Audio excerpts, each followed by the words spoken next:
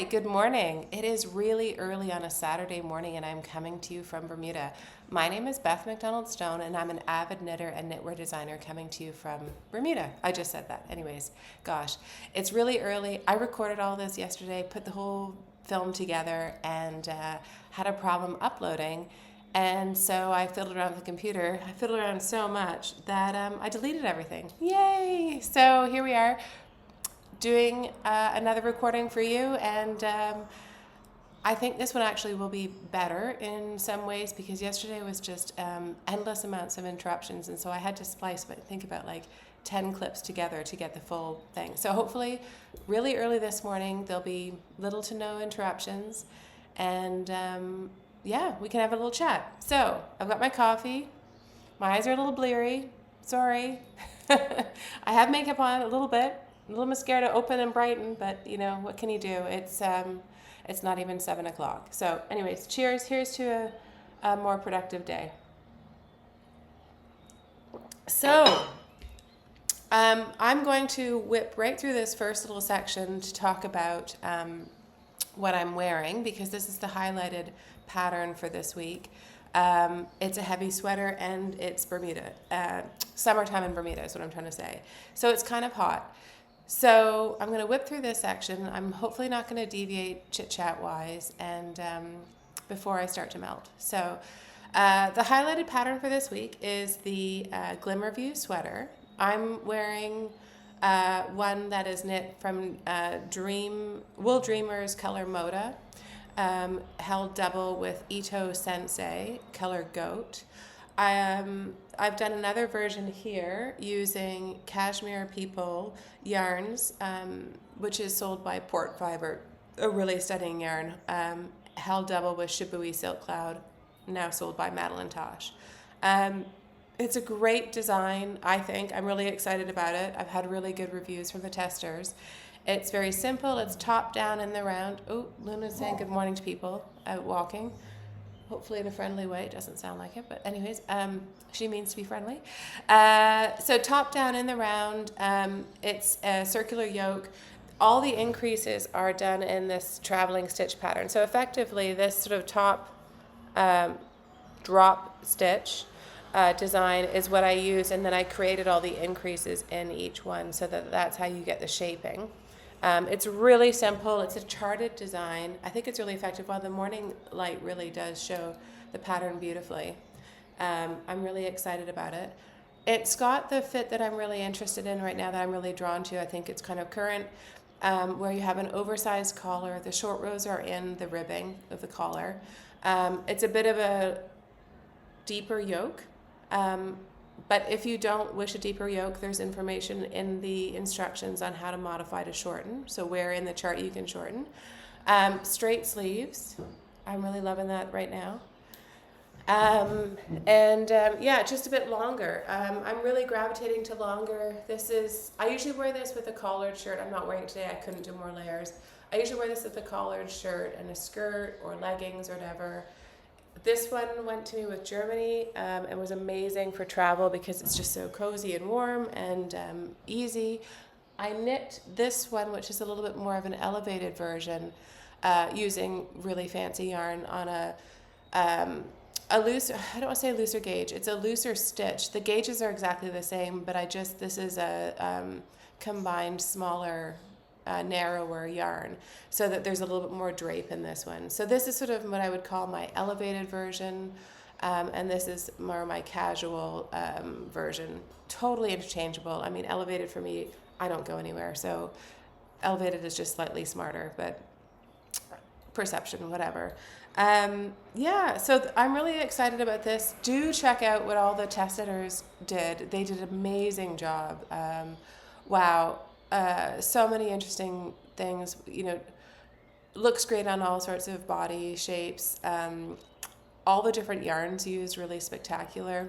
Some people used summer yarns, like cellulose yarns. One of my good friends who I was traveling with just now, She used Sandus Garnlina and made a summer weight version with 3/4 sleeves. It looks fantastic. So yeah, do check out what all the test knitters did, because there's a good selection and they're all amazing. So yeah. So this is the Glimmerview pattern, and it is 20% off until I was going to say Friday, June 14th, but because I'm having such a problem with getting this podcast up on time, I had really anticipated to get it up on Wednesday night, Thursday. That didn't happen. So I'm doing it now, and I'm so sorry for Luna barking, but I just don't want to cut and paste too much together, so hopefully she won't be too noisy. Anyways, so I'm going to extend it to Saturday, I guess that would be the 15th of June, all on Ravelry, no code required, no coupon required, it's just very straightforward. So yeah, so the Glimmerview sweater, I hope you love it as much as I do. I really think it's neat. I know I had talked about doing a sock design with it. I totally intend to. I just need the time to do that. So that'll come to you shortly. So now before I melt into a puddle, I'm going to take it off so that we can talk about other things. Right, so other finished objects. This is another design that I finished literally right before, just seeing the front and the back, going on the plane to meet up with everyone in Seattle. I've just come back from the knitting cruise with the grocery girls to Alaska, and I'll tell you all about that in a minute, including this amazing pendant that I purchased while away. So right before I went, I cast this, I can't see. I cast this, bound this off, and this is the Swell tee, and I'm working on this design. Thankfully, as I was knitting it, I wrote it up. I was smart enough to do that, because now it's 2 weeks later, and I probably wouldn't remember all the details. So this is the Swell tee, and this is really, I'm really excited about this design, so you can see, maybe you can see why. So this is another top-down in the round sweater, or summer tee, sleeveless top. It is knit with a boat neck top, so all of the increases for shaping are along here, with a central double increase here that starts right at the very beginning of the neckline, carries through the ribbing and right down to the tip of your shoulder. It's effectively a drop sleeve construction, so I mean you could of course always add sleeves if you wished. The sleeve opening is really simple. It's just a slip stitch at the end, and I like how it rolled in. I also did a rapid increase just after the ribbing to get these sort of Grecian folds, which I think are very attractive, very flattering, for this kind of very loose and roomy and airy shirt, which feels actually fantastic right now. So I love it. The top is intentionally quite simple so that it can show off the wonderful stitch pattern. Why can I not stand up on high? There we go. This wonderful stitch pattern, which, 2 strands still not woven in, but I'll get to that. I haven't even blocked this, to be honest. It came off the needles, and then I literally was out the door. So this stitch pattern I'm super excited about. I love how it looks. It looks like waves in the ocean, and it's done very simply with just a slip stitch technique, using different colors to give the sort of different shadows of the waves. So all in total, I've used 4 colors here. The yarn is Antigone by DeRerum Natura. So the main color is this one here called Graphite. And then I used 3 other colors to create the coloration in the waves. You could do 3 colors, you could do 5 colors, you could use scraps, you could do this all in 1 color, and I think the texture in itself would be quite enough. I love this yarn, Antigone, and you'll probably remember I used it for the mid-ocean tee that I just published, and so I had a little bit left. This is the Cypres color. I also paired with it this Mistral color, for like the crest of the waves, and I can never remember this third color here, and this is Voie Lactee. So that's just creating another shadow. It's just a slight variation on the the main color. So yeah, so this is, I'm really excited about this. I'm really excited about the construction. I've been really fiddling around with these things, sort of the saddle shoulder constructions. I like a fun, easy knit. I don't like pieces. I don't, I just think things should be fun and simple and effective. And I really think this top down with this increases along here. The rapid increases here, I just think are really elegant. And you'll notice that the sizing for this, when it does come out or whatever, it's very generous in the chest. So, I mean, I think I've got 16 inches of ease here, 16 inches of ease. But what does change, and I will put in the pattern, the chest measurements, but what's also equally important is the upper hip or waist measurements, because the slip stitch pattern inevitably does pull in the fabric a bit, which I like. I think it's fantastic, and it creates that sort of almost cocoon-like shaping here. But you do want this to be loose too. So I'll include both measurements for you to choose from to get your perfect sizing. Sleeve opening, I did deep. I don't think it's a problem. I think you could just wear a bra with it. I don't think it would show. But I did deep just because I get really, really, really hot. And I need aeration, as Trini Woodall would say. So that is really easy to customize, because literally you're just knitting in the top to about here, separating for your armholes, and then coming together again. So if you wanted a shorter armhole depth, by all means just start again when you are ready. With the sleeve opening like this, again, I don't think you could see my bra. I don't think it's a big deal. Totally up to you. One little tip, a trick that I do, because I do live in a really hot climate, and I do where the tops get kind of smaller, not that I'm showing off too much flesh, but I just get so hot. I do tend to purchase bras that kind of color match my outfits, and I find that really helpful, so that if they show, it just looks like a shadow of whatever top you're wearing, which would make me very comfortable with just a bra with this. I am wearing a dress that I could change for you. So yeah, so that is great. Oh, and then really quickly, this is also totally random and maybe too much information, but there's a great bra company on the internet right now called CUP, C-U-U-P. I think it's just cuup.com. I'll put that information below. The great thing is they walk you through measuring yourself at home. It's all online, so it's to get you the best fitting bra, but all done online. And then they've got great colors to match your outfits. It's not really that outrageous for me because I wear a lot of black and dark blue and maybe dark purple, but that's pretty much it. But what I do like about them is their fit, how custom fit they are. I also think that their measurements might also be helpful for measuring, for just general knowledge on your shape, because I think we can all perfect our knowledge there.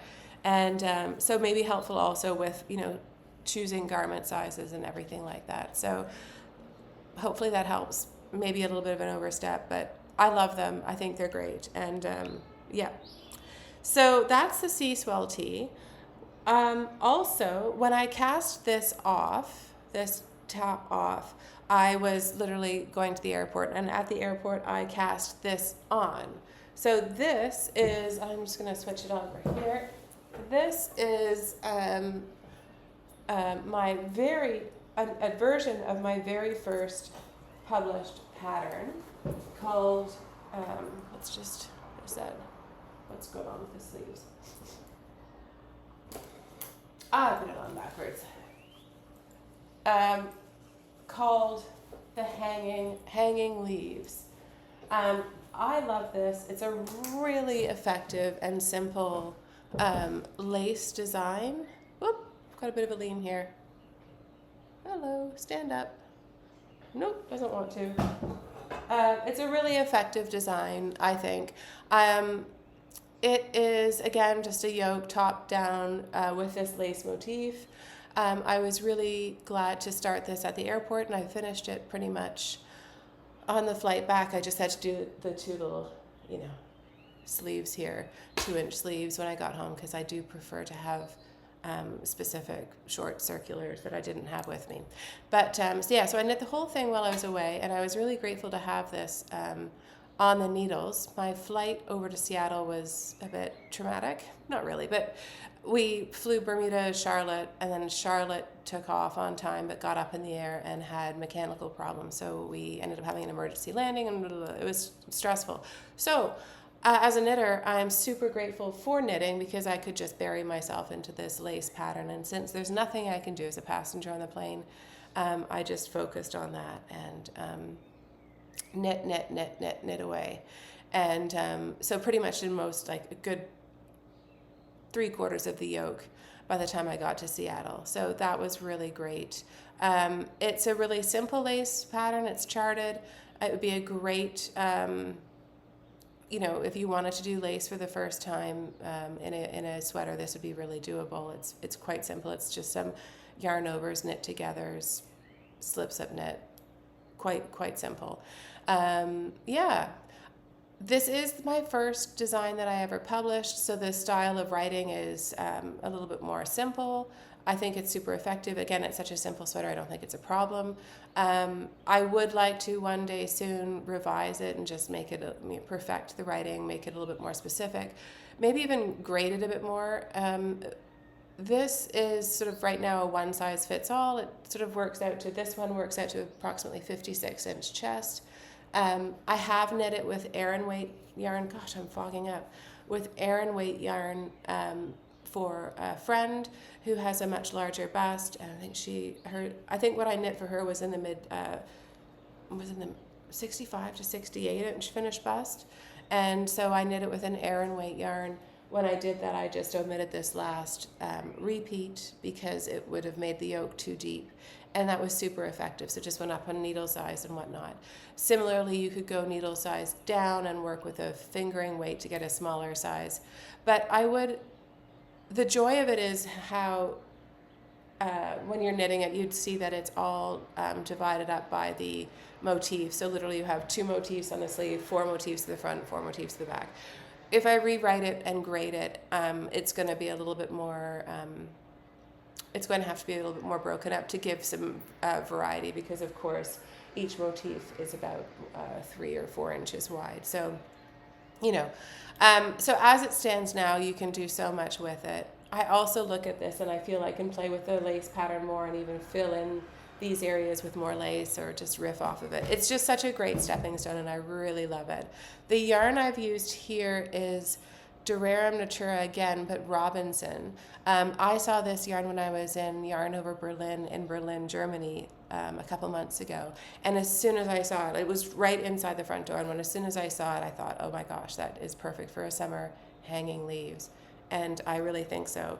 Funnily enough, in my summer sweater yarn podcast, I talk about how I find I can't wear anything with wool in it in the summer, and that is true. I thought this was recycled cotton entirely, but it's not. It does have a wool content. So the Robinson, I will have to see if it is something that I can wear in the heat. It might be a transitional piece for me in Bermuda, but I love it. I think it's really pretty, and I think it's a really lovely neutral color too. So that is that. And then I have one more finished object, and that is just a pair of socks.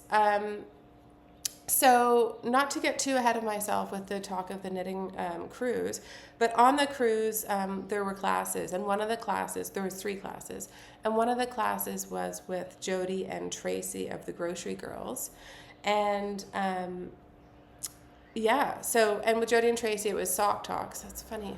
Sorry, it doesn't really show very well, and I do tend to fold them like this. I don't know if you do too.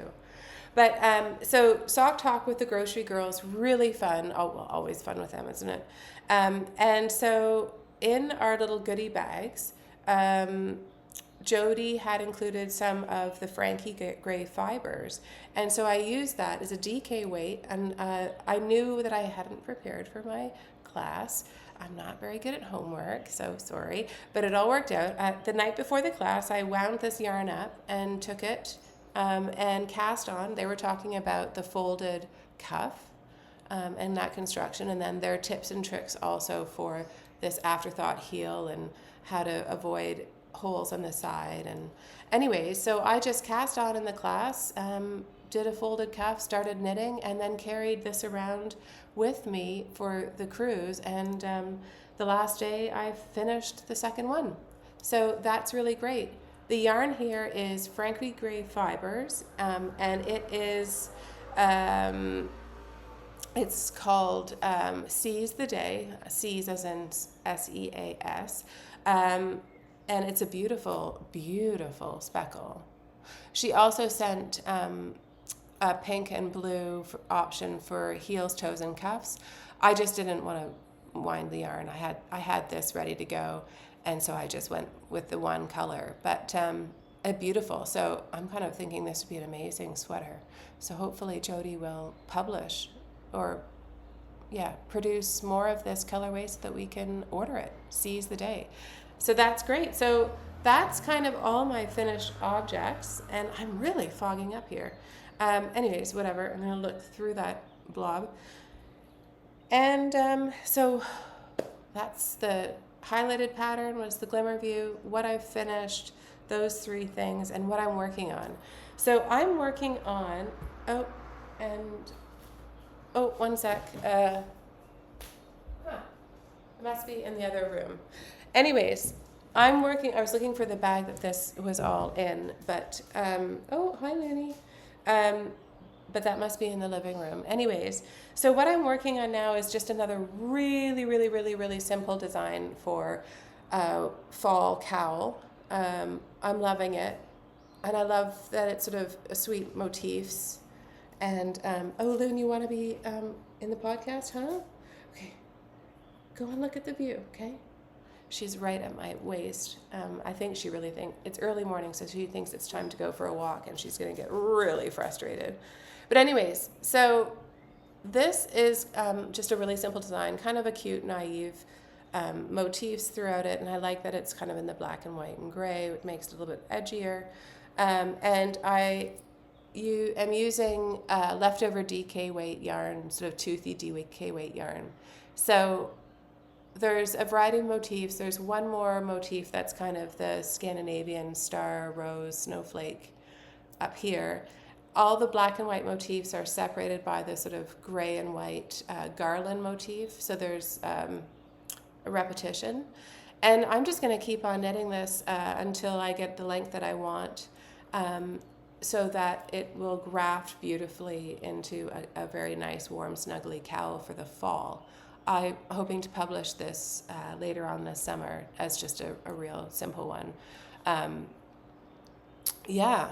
The ironic thing is I really like this.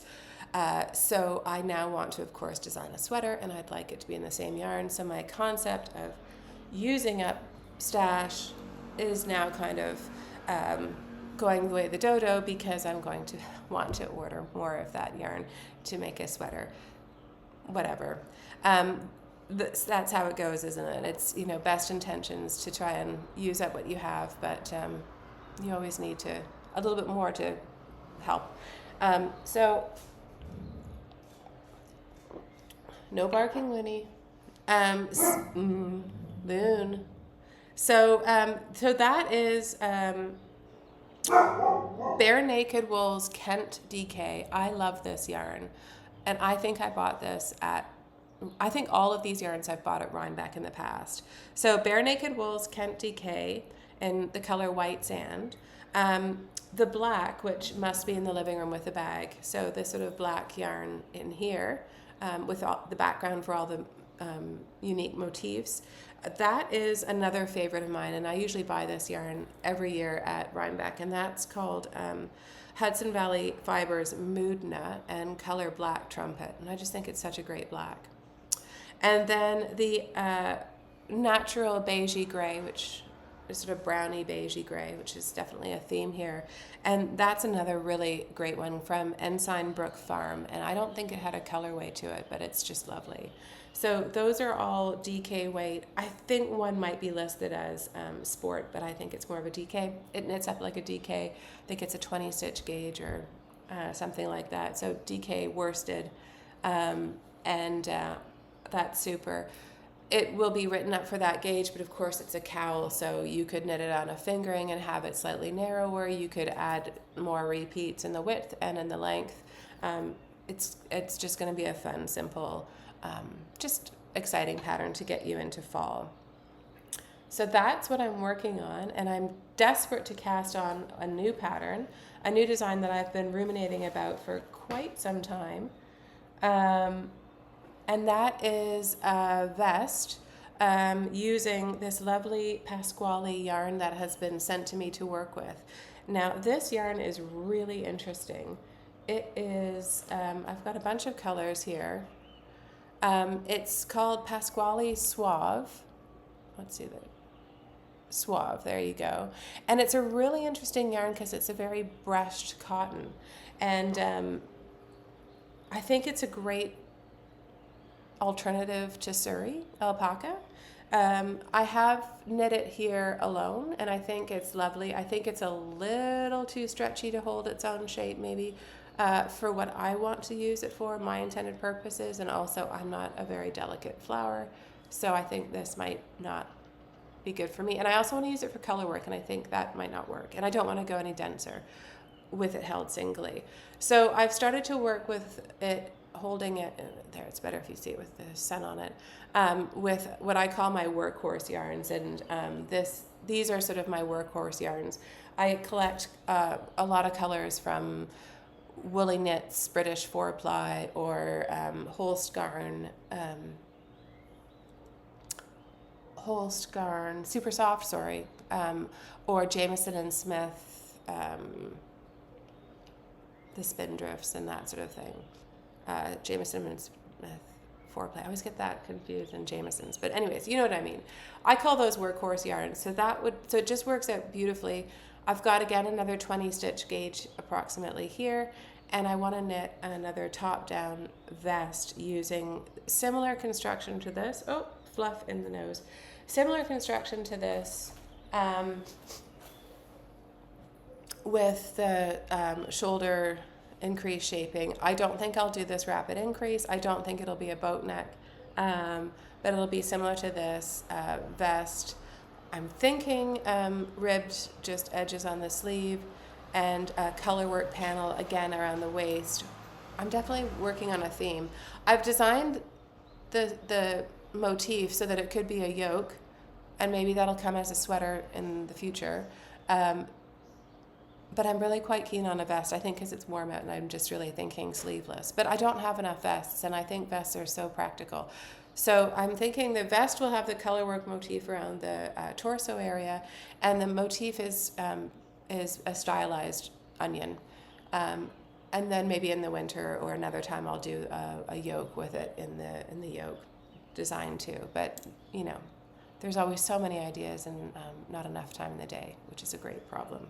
So that's going to be coming up, and I hope that when I next chat with you, I'll have more to show you on that.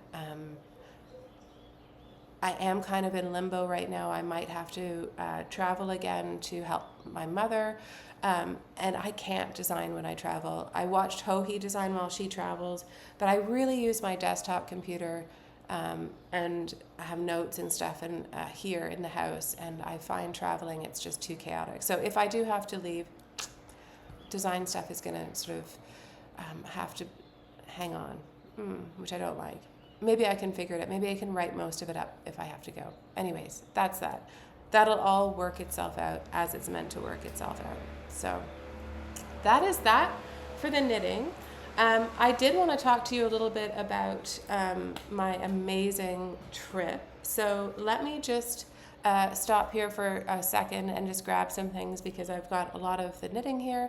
I'm going to switch it out with the trip stuff here, and we'll be back in 2 seconds. Okay, 2 seconds. Back in again. Okay, I'm back and organized, I think. Anyways, so the Alaskan knitting cruise with the grocery girls, that was such a fun, amazing trip. I left here midday on Wednesday, May 22nd, flew from Bermuda to Charlotte, like I said, had that sort of horrific sort of, the flight debacle. I didn't get into Seattle until the next morning, till around 9. I guess we landed around 8. I got to the hotel around 9 something rather, and I had more issues happened, whatever. So I was in a real sort of snit. So it was horrible. Anyways, glad to have got there. Arrived late and dropped my bags off and ran because I had a 10 o'clock tour, a coffee tour of Seattle, so coffee and Seattle, Seattle's the home of Starbucks. So coffee is really a main kind of, it's a cool thing in the city. It's done very well. I had a great, lots of great experiences trying different kinds of coffee too. So on the coffee tour was wonderful, and we basically were in the Capitol Hill area, which was just sort of just due north or above where the hotel that we were staying at for the Grocery Girls pre-cruise. And that was called the Charter Hotel. So it was just a bit north of that, easy walking distance. I ran up, met them, got there just in time. I was so relieved because I really didn't want to miss that. And it was a fantastic tour. Tasted so much, learned how coffee tasters, the checklist and the sort of things they're looking for tasting and grading coffee. That was really fascinating. And then as we went around, we tasted coffee that was either very good, very pure, very high quality coffee, or very good, very high quality coffee infused with other flavors like citrus, etc., smoke, that sort of stuff. And then even had coffee that was mixed with mushrooms, not exciting mushrooms, just regular mushrooms. And that was really, really tasty too. It almost tasted like a malted hot chocolate, which was wonderful. So I brought some of that home for Oliver for him to try. So learned a lot about that. The tour was a very small one. It was just myself and another family. They were lovely. They were from the Midwest. We became friends. It was really cool.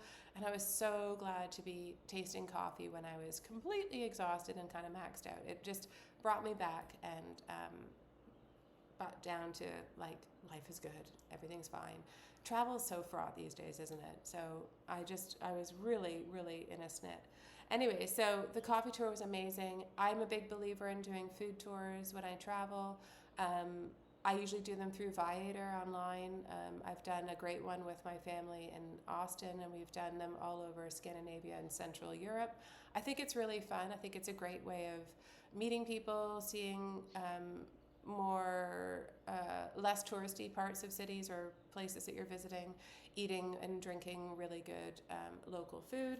And also I find it also great because the people who are giving these tours are foodies, so you get all sorts of other suggestions on where to eat, where to go, what neighborhoods are really cool. You get a sort of preview of the city or the town or wherever.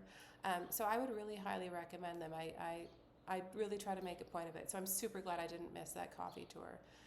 After that, I knew that even if the flights had gone well, I would have probably been pretty exhausted. So I left the afternoon unscheduled. I wanted to do a little shopping, and luckily between Capitol Hill area and the Charter Hotel, there was some nice little shops that I just had a little list of things I wanted to get done and pick up. Life on an island. I had a bunch of Amazon stuff meet me at the hotel too, which was great. And also at the hotel, I had a lovely gift waiting for me when I finally got back and was in my room. And this came from a friend and fellow podcaster, Tracie, of Tracie Studio.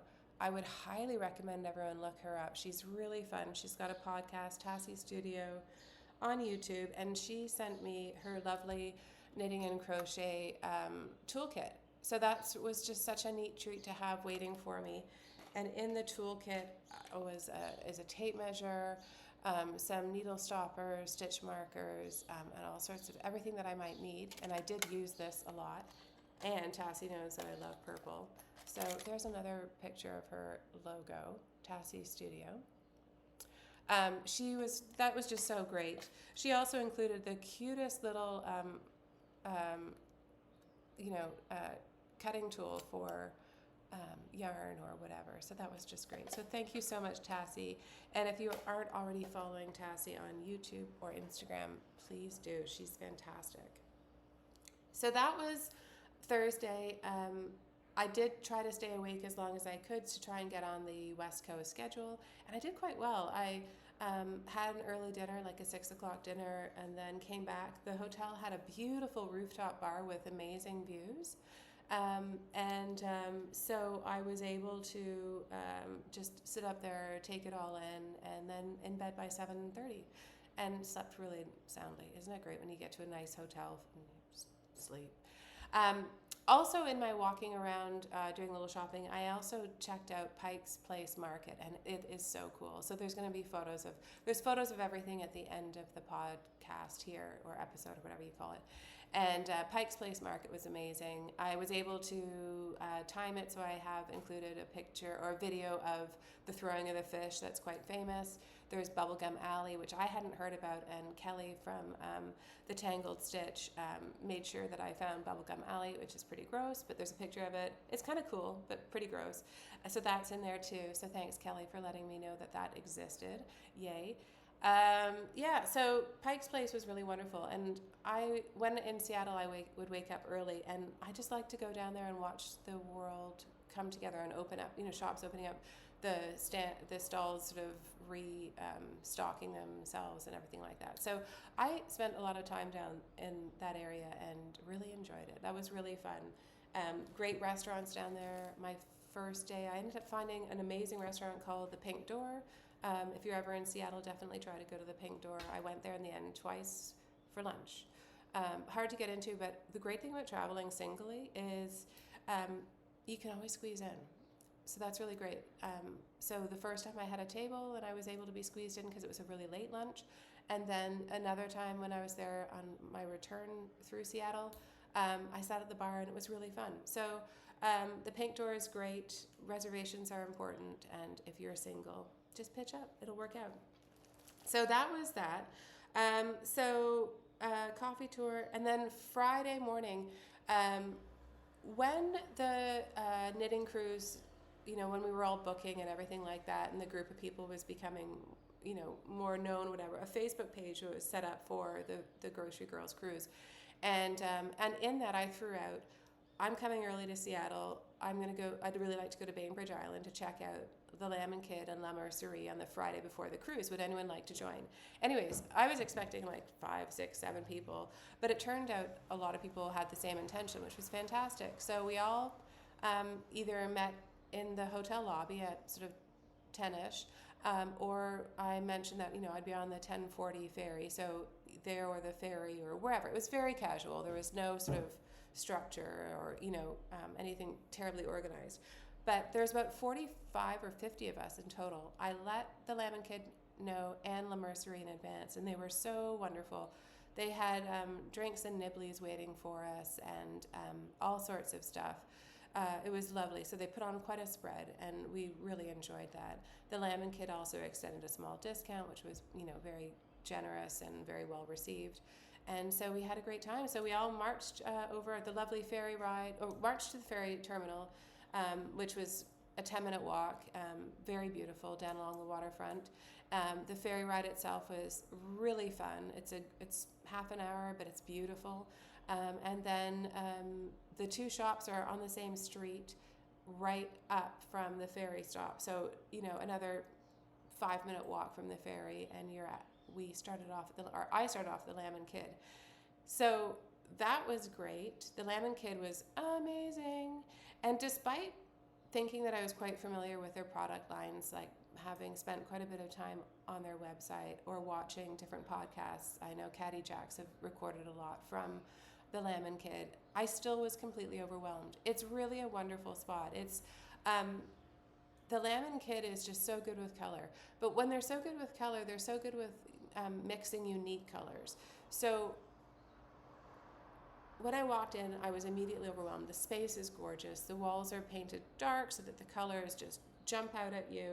And I was just, and with the excitement of the cruise and all the knitters around me, I just kind of shut down. So I couldn't make decisions. I couldn't see the forest for the trees, but I was so enjoying hanging out with people. I was getting frustrated with myself because I'm not a ditherer, and I really dithered. I couldn't come up with anything. So I really spent a lot of time there, hung out with people. I'm very happy to help other people with color choices. I used to work in retail, and that was my favorite thing to do, which is how I got into interior design, because I was working retail for interior design. Anyways, I love helping people with making choices, color choices, texture choices. And that was really fun. I finally did get my shit together and picked one sweater's quantity, which I'm super excited about. And I really wanted whatever I picked to be very much in the flavor of the Lamb Kid. So I did really want it to be the unique color pairings, the ones that are maybe a little bit energetic versus cohesive. So I guess I should say cohesion can happen in different ways. So cohesion can be very gentle on your eyes. It's sort of almost expected color pairings, which is really beautiful. And that's usually what I stick with, which similar to, you know, the blue sort of fade here. But what I think separates the Lamb from other yarn dyers is their playing with color and the juxtaposition of the color and the energies that those colors create together. So those together are just so exciting. So this is plaid is my favorite color, and pop rocks, and those two, I mean, the energy between the two is just, you can just see it, feel it, and everything. I loved this dirty green with it, and I thought that was just spectacular. So that's gonna be my main color, and then just a little bit of a warm neutral here. So we've got avocado and miel, so honey. So those four I'm really excited about in the end, and that was great. I also was really drawn to this lovely Dream State color Big Sky. So that's what I came away with from the Lamb Kid. I did kind of kick myself about that. I didn't even come away with their lovely spin cycle in-house yarn. So I spent more time after on the cruise thinking about it and went back and was more productive. So I'm glad I went back, because it was a missed opportunity. That yarn is getting shipped to me, and I'll show you when it arrives. Down the street is La Mercerie, and that was just another absolutely extraordinary yarn shop. And I know everyone says they're equally amazing, but totally different, and I can't say that enough. So while the Lamb Kid is amazing for color and vibrancy and excited color pairings, La Mercerie and eclecticism and excitement. La Mercerie is the opposite, where it's very edited. It's very more of a cohesive color palette. It's more, you know, something that I'm more familiar with. So going in there and picking things, well, I mean, I know I picked this, which is a very bright color. It was very easy to see and pick out what I was looking for there. This is La Bien-Aimée in their new silk tweed base, which I really wanted to try. So I bought this, which is color Hella, and I plan to hold that double for a summer top. I also had the wherewithal to buy their in-house color, and so this is really pretty too. So this is the Pale September color from La Mercerie. So that was really great. In between going to the Lamb Kid and La Mercerie, I was hanging out with Michelle and Dave from Woolens and Nosh. They're so much fun. We had a great time. And we needed a drink and a lunch. So we broke up with the two shops with a little bit of a break, and I'll include a fun photo from that too. So we had a great day, went back on the ferry together, and then back in Seattle, right away I had scheduled a dinner with a lot of the ladies staying at the Charter House Hotel for dinner in the hotel restaurant called Patagon, which is really good. Highly recommend the restaurant. And it was really fun because there was, you know, most of the people on the trip were traveling independently. And so, but really not. We were in such a big group, so it was so fantastic. So met up with them for dinner, and that really kicked off the cruising community. So there was about 8 or 9 of us at dinner. We really became fast friends, and I was at the end of the table, and it was just so interesting. Sort of the 3 other ladies that were the closest to me in proximity, and we ended up chatting that night. We ended up being down the hall from each other on the boat and spending a lot of time together through the week. So that was really fun. End of the tables it is what it is, but it would have been fun also to be in the middle to sort of, extend. But on the cruise, we really got to meet and chat more with everyone. So that was great. So that was Friday night, pre-cruise dinner, and then Saturday, I believe we were meant to be in the hotel lobby for around 11, so I did another Pike's Place walk before then and got another special coffee, and then met everyone in the hotel lobby to get on board a bus with all our luggage and to go to the cruise terminal for embarkation day. That was really neat. I've never been on a cruise ship. Cruise ships come to Marina a lot. I see them all the time. I see them leaving just out these windows here. But I've never been on it, so I didn't know what to expect inside, and I didn't know whether I would like it. The embarkation is quite something. We were all in a bus, kind of like a school bus, going to a big outing. That was really fun. When you got to the dock, there's a lot of people, and there's a lot of cruise ships. And that was kind of organized chaos and kind of felt like cattle herding. But it was fine. We finally got through immigration and the bag check and all the other checks, and got on the boat and found our staterooms. They were all lovely.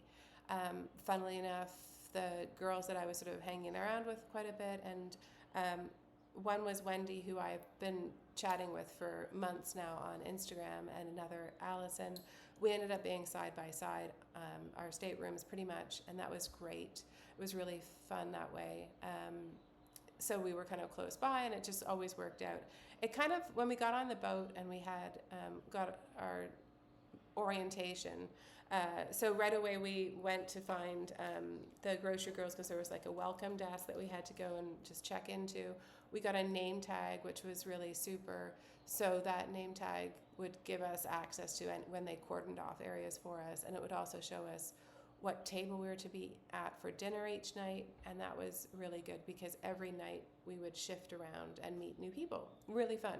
And the dinners were kind of formal, so you would dress up, meet new people, enjoy your evening.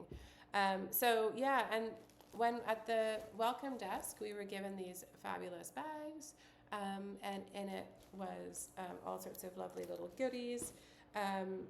The yarn that Jodie, from Frankie Grey Fibres, which is this is the leftover from the sock. And these are the two colors, the pink and blue for the heels, toes, and cuffs. I'll save those. Lovely, really great notebook, super handy sock ruler, some adorable pom-poms, and a few other little bits and bobs. And that was just really, really fun and exciting. And then, then it all started. They also had all these lovely tags made for us with a magnetic closure, so you could just put on your tops, which was really helpful. There was 90 knitters. I kind of did okay with remembering people's names, but I'll be honest, I needed another week. That would have been fun. But no, so the name tags were super helpful. So that was the first night. The way that the sort of cruise days worked out is that usually when we were at sea, most mornings we would have a 9 o'clock class. There was 3 classes. There was, my first class was with the grocery girls for sock talk, which I talked about, really fun, always a scream, really great. And also I learned some wonderful new tips. The second class I took was with Tin Can Knits, and their focus was their lovely Strange Brew collection, or their concept for Strange Brew. Oops. Balloons. I don't know why it does that. Anyways, the Strange Brew concept, and that was really fun. I learned a lot. I love how they break down colored yoke sweaters, and yeah, really great. We did a little color theory too. You never can have enough of that. And worked on their concepts there. I always loved their sort of underlying motto is don't stress over it, it's just a sweater, like just keep it simple, move on. So I really liked that. And the Strange Brew, oh, another walker. Oh no, that's my son's science teacher running by. It's a small island. Anyways, so the Strange Brew class was really, really, really great. And again, so many great tips and tricks to learn. Okay, Luna, enough. Thank you. So that was really super. The third class was with Joji Locatelli, and that was her teaching us her basic cardigan concept design, a really simple cardigan that is super effective. And that was really great. I learned, again, a ton there. Again, just simplifying things, like, don't overcomplicate, which we're all kind of want to do. The other thing that was super with Ho-Hee's class is that she measured us, and that's really important. Kind of goes back to when I was talking about the cup bras.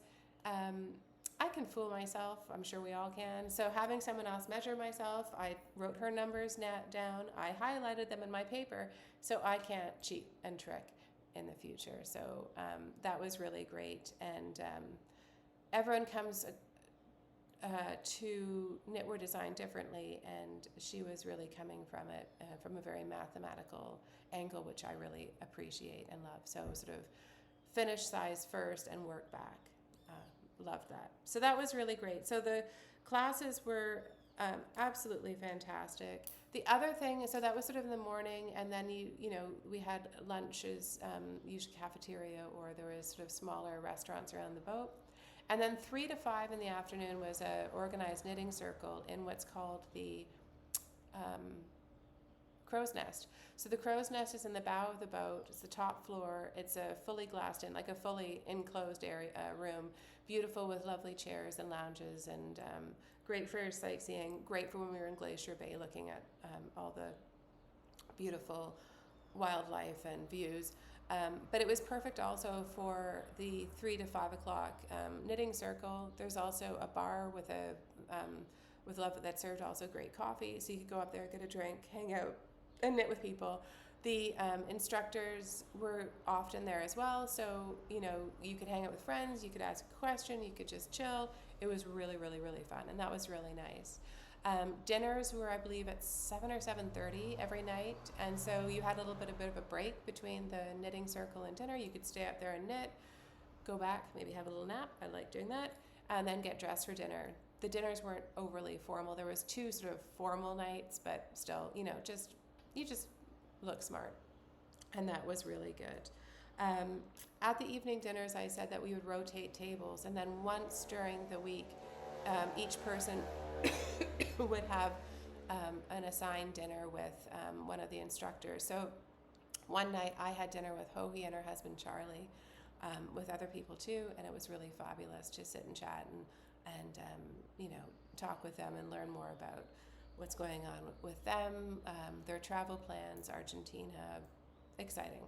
So that was really, really, really great. And then the other things that sort of defined our daily schedule was whether we'd be in port. So we went into 5 ports over the 7 days. So it was quite a busy trip. And the first port was Juneau, Alaska. And that was really wonderful, beautiful town. I didn't get a whole lot of time to wander in the town itself, and I understand there was a knitting store there. I didn't get to it. It's fine. I did quite well elsewhere. But I did have an excursion scheduled that day, and it was sort of a 2-part excursion. And the great thing, a friend of mine who I hung out with quite a bit, another Wendy, was on that excursion. So we had a great time. The first stop was to Glacier Gardens. So the Glacier Gardens was a privately owned piece of property that had a mudslide, and it was purchased after the mudslide by a landscaper. And he found that the trees had fallen upside down, and looked at them and thought that the root system created like a wonderful natural basket. So he ended up planting these baskets all up the mountainside. And then what you would do is you would sit in a trolley van thing and drive up this really windy, beautiful, steep hill to look at the natural trees and plants and his lovely baskets. And then a spectacular view of Juneau from the top, where you could see the mountains in the distance, the city of Juneau down to the left, and the airport area to the right. So that was really, really lovely. From there, our bus took us to Mendenhall Glacier. Mendenhall Glacier is beautiful. It's a glacier that was very recently quite large and has since receded and created a lovely lake. It's receded at quite a clip that, for instance, a family friend in Toronto, down the street from my mother's house there, he grew up in Skagway and had been to the Mendenhall Glacier as a young person. When he was there, the glacier was over what is now the visitor center. But now when I went, we parked at the visitor center and had a 2-mile walk to see the glacier, not touch it. So it's receded so significantly. The lake that it's created was very beautiful. Some people went kayaking on the lake for their excursions. Some people had helicopter rides to the top of the glacier and walked on the glacier. Some other people would have plane rides and just look at that top of that glacier and other neighboring glaciers and other mountain peaks. So there was a lot to see in Juneau, and that was a really, really, really great visit. Funnily enough, when I was in Juneau, when I was walking back to the ship, there had been another ship that had been sort of shadowing us the whole journey so far, and continue to. And as I was coming up the dock, I saw in the back on the stern, it said Hamilton. And then I saw the Bermuda flag. And that was the Princess ships. And it was just so funny as this sort of Bermudian to be in Alaska. And there's a ship registered in Bermuda. We have a lot of ships registered here. That's kind of what we specialize. But you just don't think of this silly little island in the middle of the Atlantic, 23 square miles, 60,000 people. And here I am in Alaska, and it's right there. And there's that little pokey flag of ours. So that was really funny.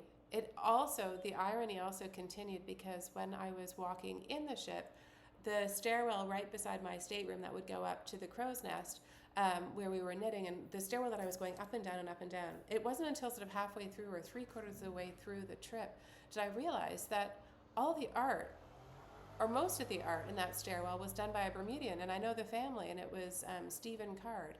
The family has been on the island for a long time, and his sister, aunt, mother was very famous for having a really wonderful shop called Vera Bicard. So it was so strange. So, and I was walking up the stairs with my friend Allison, and all of a sudden I said, "That's Dockyard."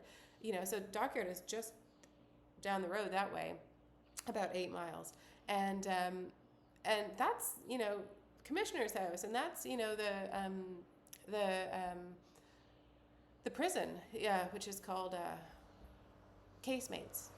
Very historic, very striking buildings. Anyways, I have a funny feeling that the Holland America lines are also registered in Bermuda, and they have always sailed into Bermuda. We were on the Euro Dam. They also have the Veen Dam, and the Veen Dam would always come to Bermuda. So it made sense, but it was that whole, like, I can't believe I'm in Alaska and Bermuda is all around me. Totally crazy. So that was really cool. So that was Juneau. The next stop that we went to was in Sitka, and Sitka was really a nice little port town, beautiful, again, surrounded by mountains, and I went kayaking there. That was really, really, really fun. There's a cluster of islands just in front of the town of Sitka, and I was taken with a few other people by boat to those islands. And, I've missed one. Okay, we're going to go back in a second. I'll just finish the kayaking. So, taken by boat to these islands and then put in a 2-person kayak, and we explored those shorelines around the islands. It's really fascinating there because the tides are great. They go around 20 feet up and down. So, in different points of the day, sort of something that would be an island at one point of the day would be just a peninsula at other points of the day. So we could see a sandy bank. Sorry, again. A sandy bank between islands. We could see whale bones. So that was really neat. And then even below us in the water, we could see Luna. Enough. We could see ribs of the whales below us. We also saw on the shoreline sea urchins, starfish, and sea cucumbers. And the sea cucumbers are neat. They're a lot smaller than the ones we have here. They were hot pink, where the ones in Bermuda are kind of a yellow-green, and they're more like this shape, where these were hot pink and like this. I told the guide that in Bermuda, the kids will throw sea cucumbers at each other, or when I was teaching sailing here, the kids would pick it up and throw it at the other boats. The guide was kind of horrified, but that was fun. And the sea urchins are the ones with the little spines. They were beautiful as well. And we have those as well. My husband stood on one as a young child and ended up in the hospital getting the quills taken out. So totally beautiful, really painful. So that was Sitka. Now, what I did jump, so it was Juneau, and then, we had a beautiful morning in Glacier Bay.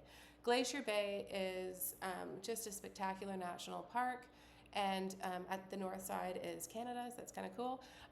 But it's just a stunning bay area. So the cruise ships, I think they're limited 2 per day and 1 at a time, so you basically have the whole bay to yourself. We cruised in very gently. There'll be lots of photos at the end of that. And then we were all hanging out in the crow's nest, getting beautiful views and watching the lovely scenes. There was whales, there was otters, there was eagles, there was one of the glaciers there, Marjorie, I believe, is considered a healthy glacier, so it's still growing from behind, but we watched it calve at the front, so that was really amazing. And the cruise ship really takes its time, so it goes out, goes to the head of the bay, and then does a really slow 360, so we could sit and watch.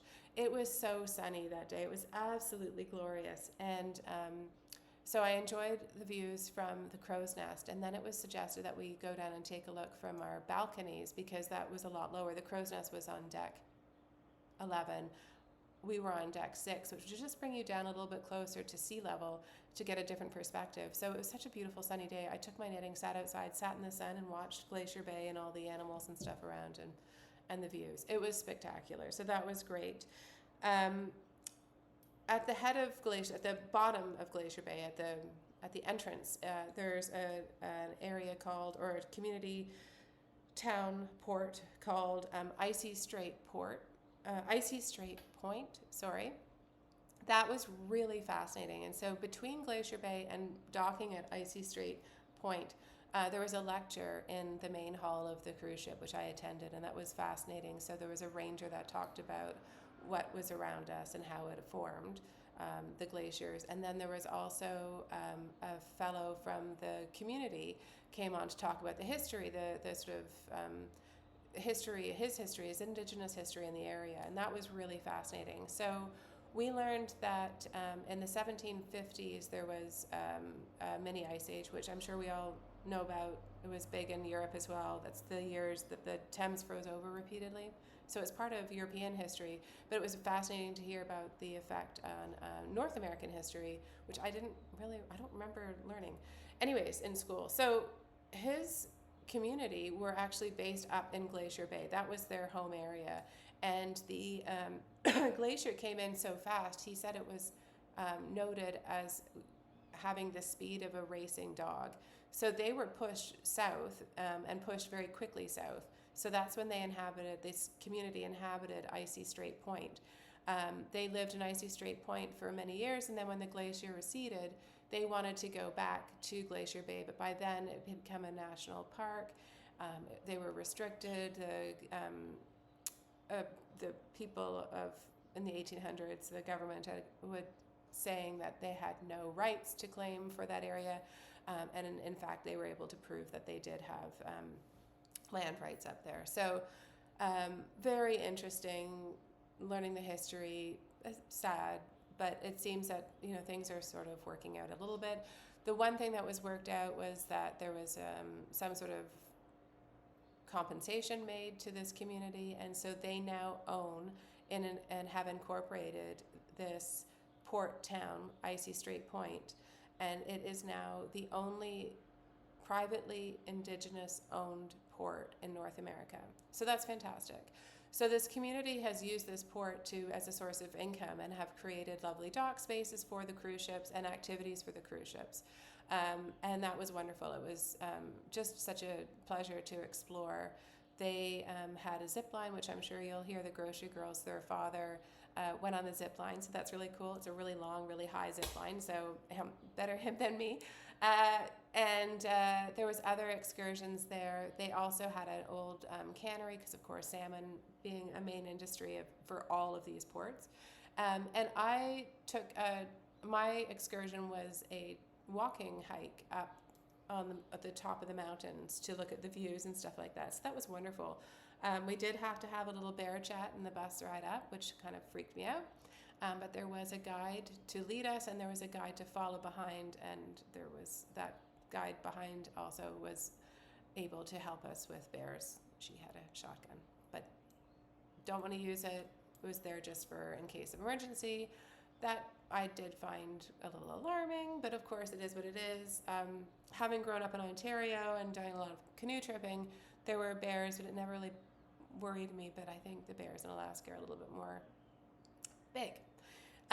Anyway, so that was beautiful. The views were stunning. We learned about the Sitka spruce, which is a spruce tree native to that area, and ate the little spruce tips. That was really lovely. Apparently a really great source of vitamin C. So that was really cool. So loved the hike up there.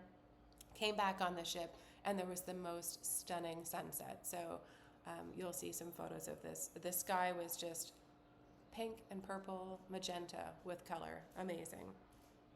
So I've now confused you. Juneau, Glacier Bay, Icy Strait, Sitka with the kayaking. The fourth place was Ketchikan. By then, I had completed all my excursions, and I hadn't planned this, but it turned out that was the perfect port to have free. There was 2 lovely yarn shops there, and so I explored those. They were fantastic, and did quite well.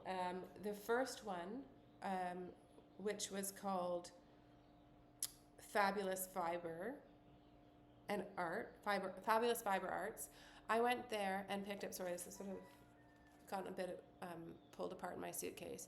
But this is called Raven Frog Fibers. The dyer was there in the shop when we were there and met her, and I just thought this was stunning. This color is called Garden Wall, and there's a little story about that behind. It's a worsted weight, and it's a very oversized skein. So I have 2 of these, so that's basically 1 sweater's worth all together, and I can't wait to knit with that. I just think it's stunning. Anyways, so that was great, and then I do like to get some exercise at every stop. So the other yarn stop was a little bit of a further walk, and that was called Untangled Yarn and Fiber, so I was very glad to walk out that way. And I walked that way along the main drag, which was along the coast.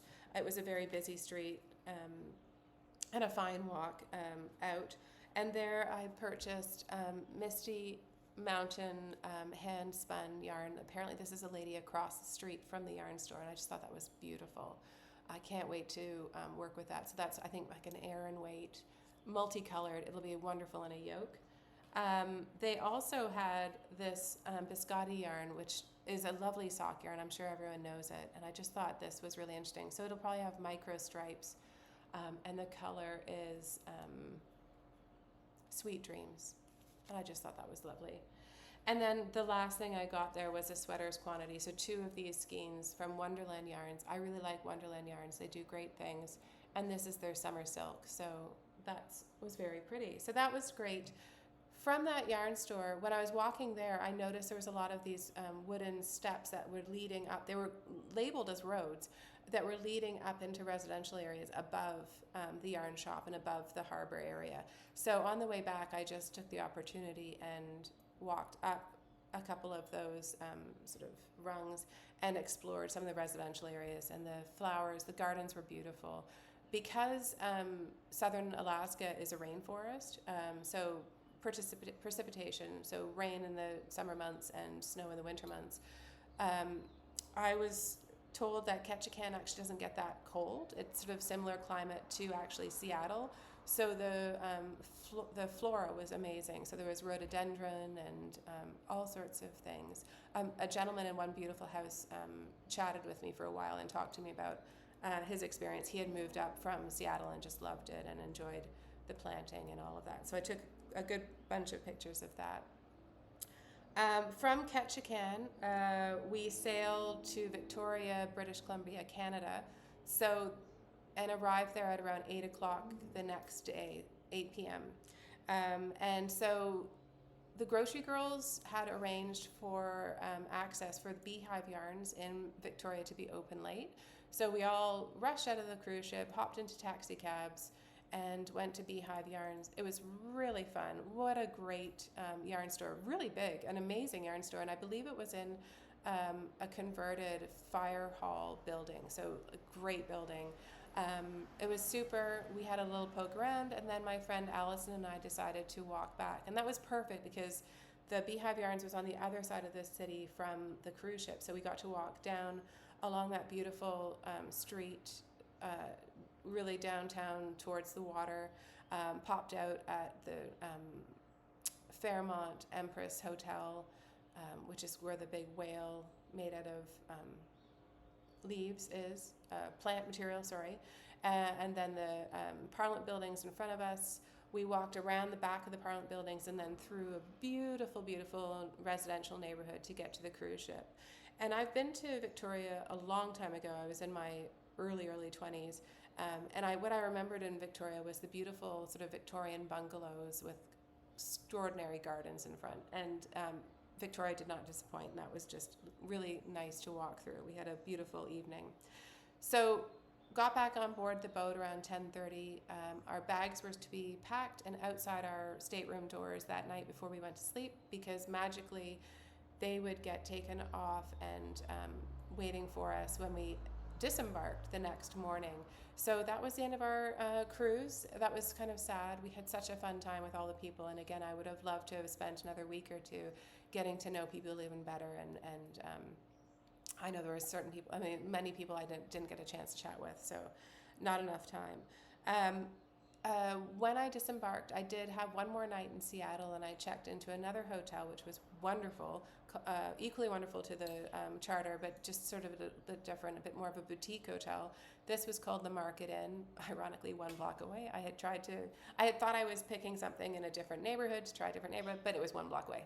It's all good. Anyway, so checked into the Market Inn, dropped my bags, and I had tickets to see the Chihuly Gardens.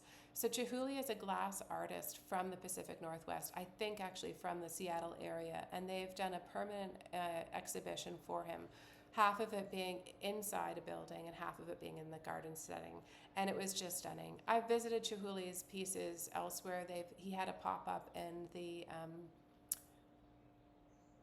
Bronx Botanical Gardens, New York Botanical Gardens, something like that, north of the city, north of Manhattan. One year, Oliver and I went up to look at it, stunning, and I've seen his sort of more one-off installations elsewhere. But it was just lovely to see a permanent exhibit on him and his life and his art, and that was really great. So I'm so glad I did that. There'll be a lot of photos at the very end of that too.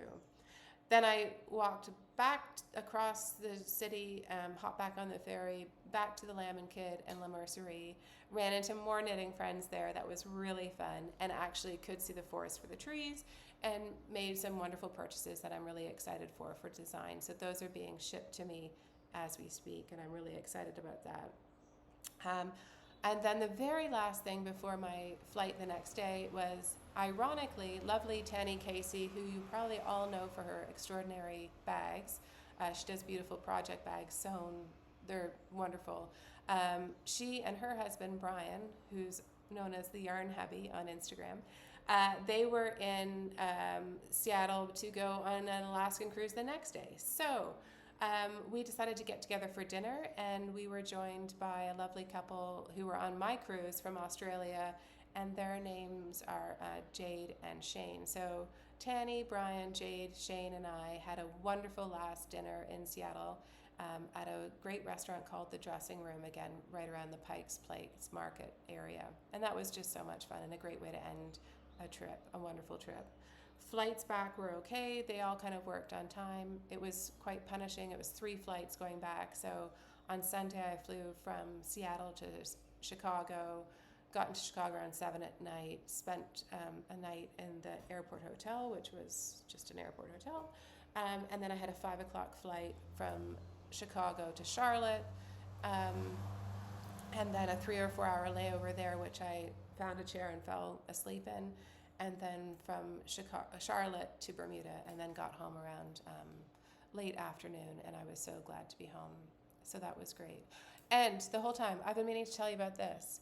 In all the ports, I was noticing this one artist that I started to follow, and it became more and more conscious. You know, obviously started without any idea, and then became more and more conscious. And this is a girl that I believe her name is Candace. She is when I bought this one in Sitka, I think she's from the Sitka area. I'm not entirely sure. I haven't been able to find her on Instagram. I think she's super talented. And I just love what she's done here. This is, I think, more officially a brooch, but there is the loop in the back for a pendant. And it's silver with a beautiful face and fish and feet made out of found ivory. So no animals harmed. The ivory was already found and worked, and then on a silver, the body is silver, and the body is hard to show, but it's a native outfit, a dress, a traditional dress, which is just, I loved the faces on all of them. I had a really hard time choosing which ones, and I would be very keen to collect because they just, each one had such beautiful personality. And of course, because of the ivory being a natural stone, each face was also unique with the variation of the ivory in itself. So that was really neat. So I'm really thrilled with that. That's a wonderful souvenir, and I think it's very striking. I love the movement of it, of the person with the fish. To me, the very, very, very, very perfect and in keeping for the trip. So that's everything. So it's now 8:10, and it's really time for me to go and walk Luna. She's been very patient, and I apologize for any barking. I'm not going to edit this that much because I've just spent, now this is my second day on this, and I need to get going. So apologies for the barking. Have a great time. Enjoy your knitting. I hope you found something here that you found inspiring, and I hope you enjoyed the photos and everything that I'll have coming to you now from our very, very wonderful trip. So I'll see you in a couple weeks. Hopefully we'll stay on track, but again, I'm not really sure. I'm kind of in a state of flux. So I hope to see you around the 20th of June. Happy knitting, take care, and enjoy your weekend. Bye.